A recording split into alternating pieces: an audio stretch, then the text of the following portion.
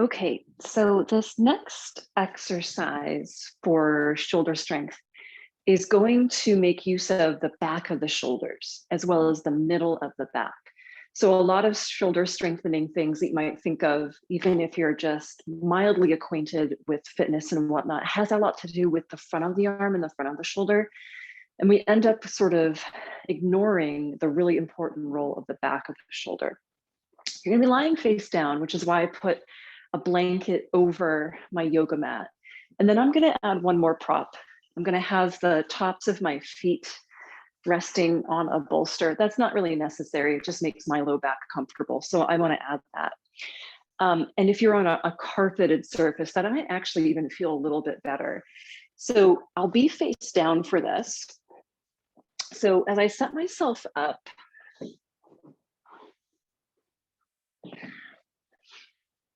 I'm going to start by having my arms out to the sides, sort of parallel to the yoga mat.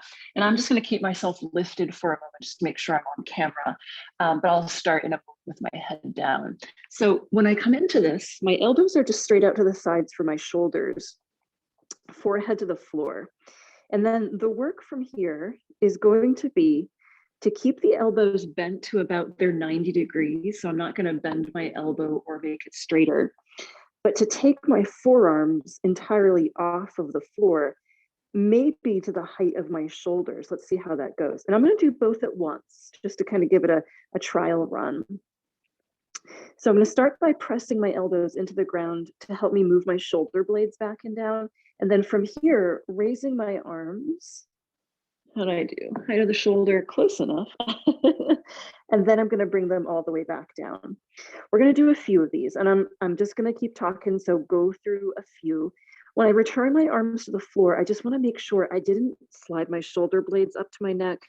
So before you get the next couple done, really roll the shoulder blades back and down, keep them there, and then take your arms again off of the floor. So we'll keep moving.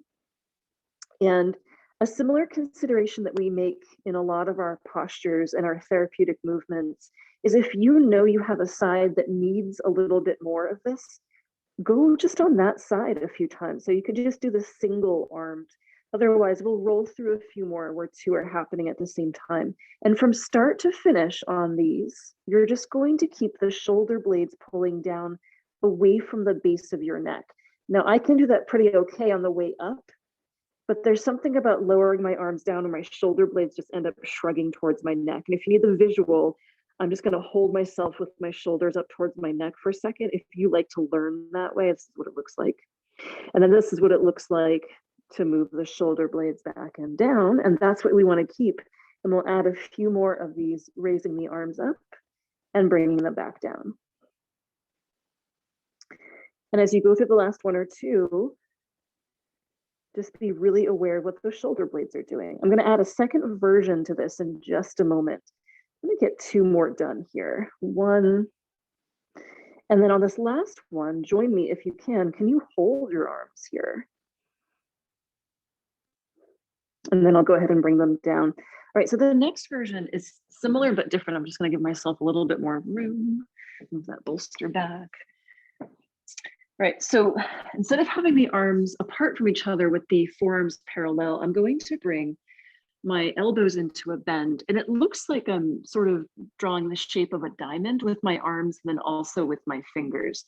This is just to give myself a starting point. It's not imperative that my fingers touch like this. It's just a good place to begin. And then I'm going to go back down again with my forehead to the floor. And then once I have this, instead of lifting my whole arm on each side to do this, I'm just going to lift my forearm. And we're going to do one at a time because this one I think takes a little bit more awareness. So same start as on the other one. You're going to press your elbows into the ground. And I want you to actively pull the shoulder blades down towards the middle back. And as you have this, I'm just going to do my right side. That's the side that's facing the camera, so easier to see if you need to see it. I'm going to keep my I'm going to keep both elbows pressing down, but I'm going to move my right arm. So as that right elbow presses down and that right shoulder blade peels to the middle of my back, I'm going to raise my palm and my forearm, and I don't get exactly up to vertical, but I get close to it. And then I'm going to bring that back down. And we're going to do a couple more. So right arm comes up, right hand comes down. I'm going to show you one that I think a lot of people kind of get stuck in because it seems like the same movement, but it's different. So you could put your eyes on me if you wanted to. It's that people begin to take their hand up before they take their arm up. So you can see here, I'm bending at my wrist, but I really haven't moved my shoulder at all. So when you do this, keep your wrist totally straight and think here about that rotational movement that will lift the whole forearm from the floor. Okay, I've done a couple on that right side. I'm going to do my left here. So I'm going to press my elbows down, just recentering, resetting. As I press my elbows down, I want to move my shoulder blades towards the middle of my back. And then it'll be the side that's not nearest to the camera. So I'm not sure what you'll see, but I'm going to press my left elbow down and then raise my left arm up. Now, my left side is my sticky, tricky side. Doesn't have to be the same for you to empathize. So when I go through this, I go just a little slower.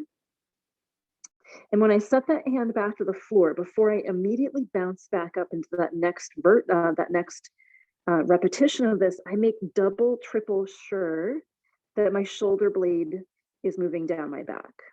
And that way, as I go through a few of these on my trickier side, I don't get left behind. I'm not just doing a few to get them done. I'm being really precise about the movement. All right, let's do a few, two at a time. So elbows press, shoulder blades off the neck, shoulder blades nestling into their pockets at the middle back, and then two at once. And you might find that it's hard to coordinate. And if it doesn't feel worth your while, just do one at a go. You can alternate from side to side. You don't have to concern yourself with getting your arms very high off the floor. We're just looking for those muscles that create this movement, the rotator cuff on the back of the shoulder, to really take hold of those upper arm bones as we go through a couple more. There's one. Here comes two. We'll make this the last one. And then as I have this, I'm going to hold up for a moment before releasing all the way back down. All right, so those are a couple versions of some exercises that will give you some strength to the back of the shoulder. Now you could do another set. You could rewind, so to speak, and start this over from the beginning, or you might just remind yourself to do this a couple more times throughout your day. Hope it's useful. Be in touch if you have any questions.